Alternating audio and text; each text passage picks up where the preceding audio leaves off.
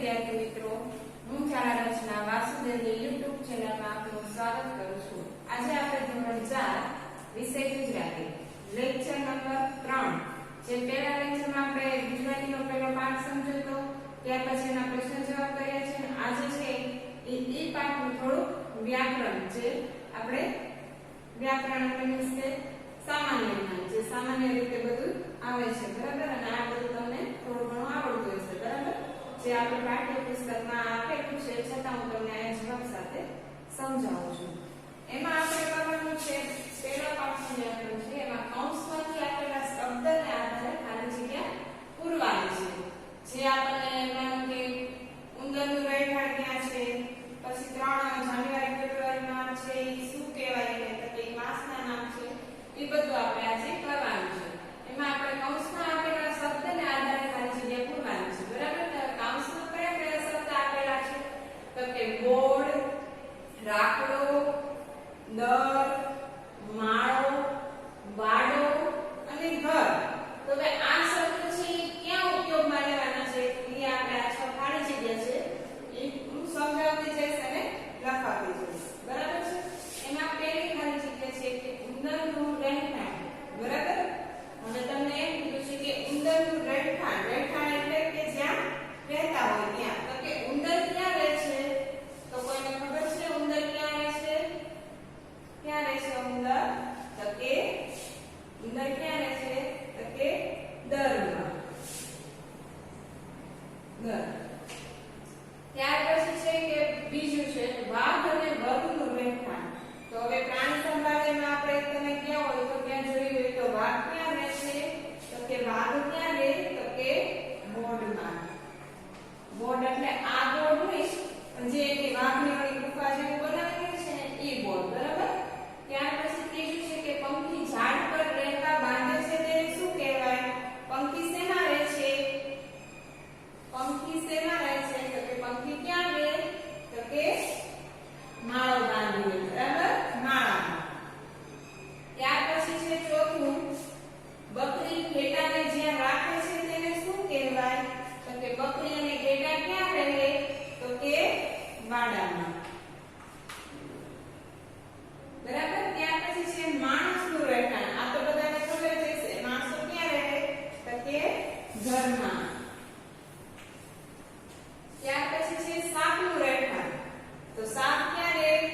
કોઈ જોયા હશે તો સાપ જે છે ને એ પોતે આખું માટીનું આમ ઊંચું ઢગલા જેવું એનું ઘર હોય છે બરાબર। એને શું કહેવાય છે?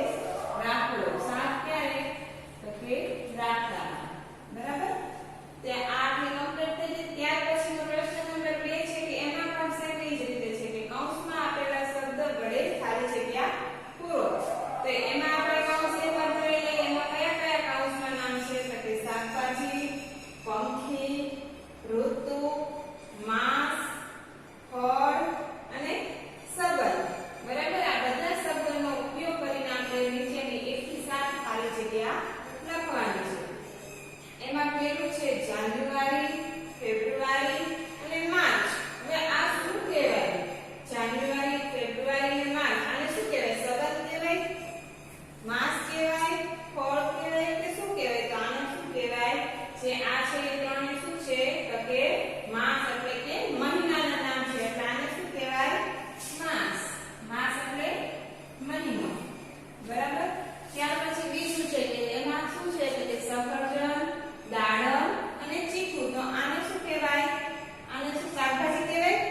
નો કહેવાય ને, તો આને શું કહેવાય? ફળ। આમાં શું લખશું? ફળ। ત્યાર પછી છે રાતો, પીળો અને લાલ। તો વિચાર આવે કે આ શું છે તો કે આ તો રંગના નામ છે। તો આમાં શું લખવાનું? આમાં શું આપેલું છે? ઋતુ, પંખી, શાકભાજી, માળ, ફળ અને રંગ। આને શું કહેવાય?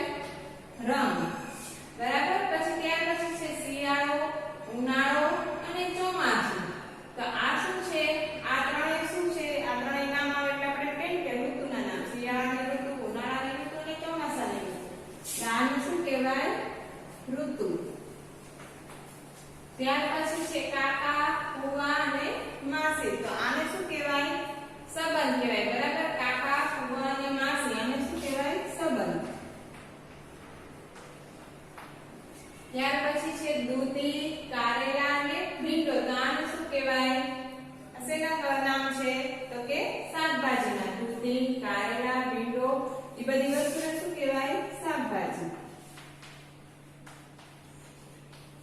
ત્યાર પછી છે મોર, પોપટ અને કાગર. તો આ ત્રણે શેના નામ છે? પક્ષીના. બરાબર? તો એને શું કહેવાય? પક્ષી. પક્ષી અથવા તો પંખી, કૌંસમાં પંખી આપેલું છે. બરાબર?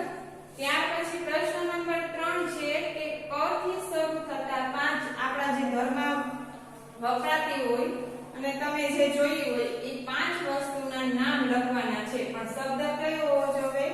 ક. એનો પહેલો અક્ષર કયો હોવો જોઈએ? ક. ક પછી ક આલે, કા આલે, કુ આલે, બધું ચાલે. બરાબર? એટલે પેલો ક થી ચાલુ થતો હોય એ 5 શબ્દ લખવાના. બરાબર? તો એમાં પહેલો આપણે શું લખશું? આપણે ઘરમાં કબાટ હોય. બરાબર? કબાટ. પછી શું હોય? કાતર. બરાબર? પછી ચા પીતા હોય તો એ કપ હોય. પછી કુંજો.